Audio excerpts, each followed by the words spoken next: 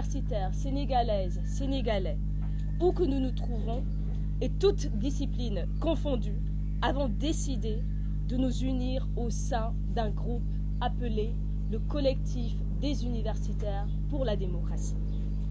Le Collectif des universitaires pour la démocratie compte déjà 200 membres et tous les jours nous enregistrons de plus en plus de demandes. À travers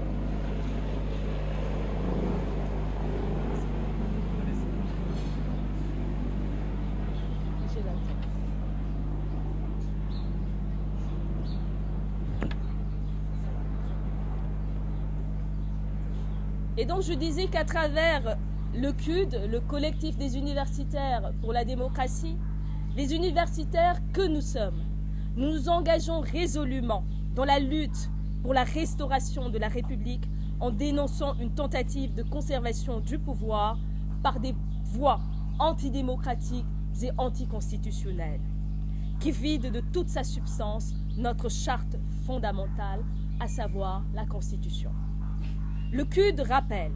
que cette crise est partie de la décision numéro 2C 2024 du Conseil constitutionnel arrêtant et publiant la liste des candidats à l'élection présidentielle du 25 février 2024. Dans la foulée, cette liste a été publiée et constatée par un parti politique qui a vu son candidat écarté de la course. Le parti en question a fait diffuser un communiqué rejetant la décision du Conseil constitutionnel au prétexte de soupçons de corruption sans preuve ni commencement de preuve, en citant nommément 2 juges de la haute juridiction, c'est-à-dire du Conseil constitutionnel.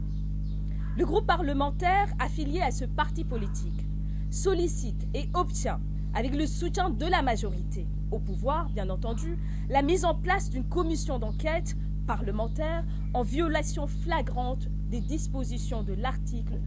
92 de la Constitution, laquelle dispose: les décisions du Conseil constitutionnel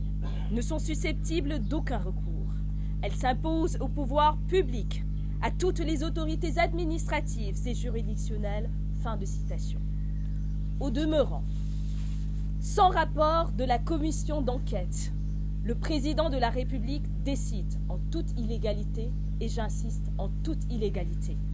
d'annuler l'élection présidentielle à travers un décret pris le 3 février 2024.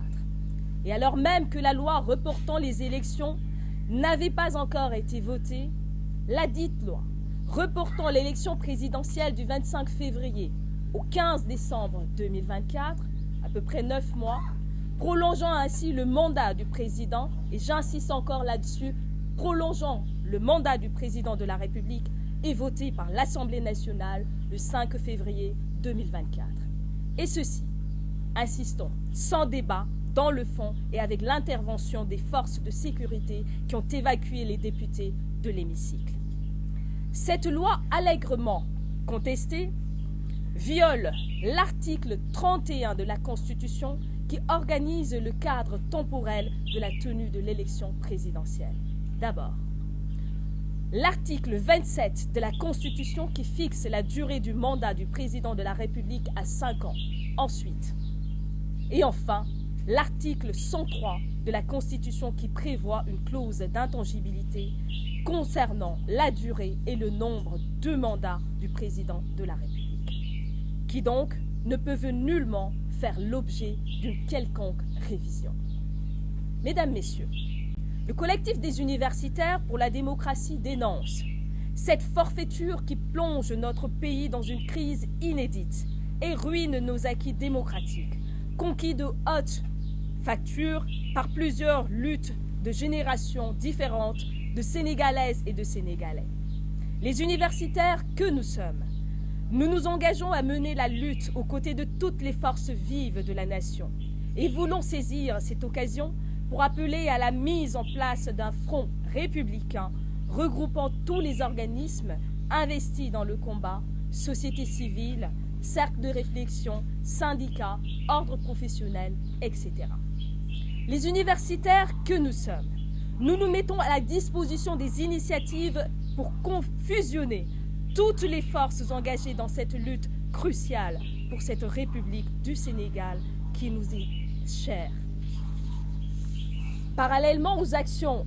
collectives auxquelles nous sommes amenés à prendre part, le CUD, c'est-à-dire le collectif des universitaires pour la démocratie, envisage de déployer la riche et diverse expertise de ses membres pour faire lumière sur tous les aspects de cette crise dans l'optique de permettre à l'opinion publique nationale et internationale de comprendre la situation que traverse notre cher Sénégal,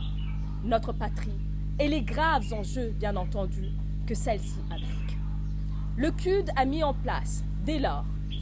un ensemble d'observatoires qui auront pour objet les questions politiques, celles liées à la légalité, les questions économiques et bien entendu des questions sociales, à travers lesquelles les universitaires, chacun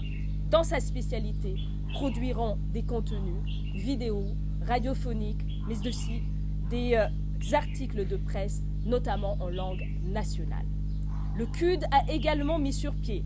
un bureau de citoyens dont la mission est d'apporter une assistance multidimensionnelle à nos concitoyens